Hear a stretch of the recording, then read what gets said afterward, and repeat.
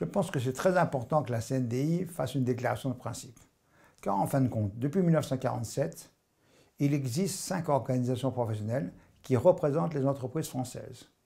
Or, on s'aperçoit que dans le temps, elles ne représentent plus du tout les entreprises françaises. Elles sont même très discordantes. Certaines, par exemple, sont pour les 35 heures, comme l'UPA, et d'autres sont contre les 35 heures, comme le MEDEF. Et tous ces gens-là sont censés représenter les employeurs. Or finalement, nous, les petits employeurs, on ne se sent pas du tout concernés par ce combat d'organisation professionnelle qui ne nous concerne plus.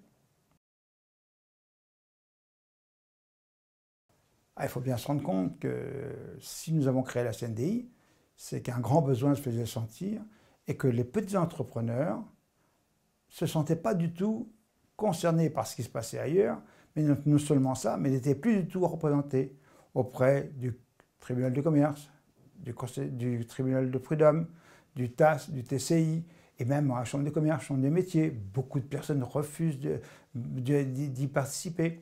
Donc tous ces gens-là, c'est un gros problème de les défendre s'ils ne viennent pas rejoindre une organisation professionnelle. Et c'est pour ça que nous avons créé la CNDI. Alors la CNDI a été construite sur des valeurs et des bases solides qui sont essentielles et que nous retrouvons dans toutes les petites entreprises. Particulièrement la notion du travail bien fait, la conscience professionnelle, la performance et aussi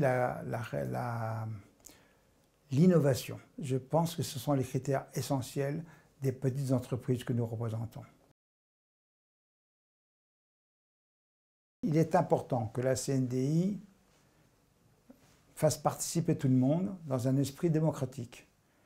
Et chacun donnera et apportera son savoir pour que soient résolus les problèmes actuels de l'économie concernant les petites entreprises.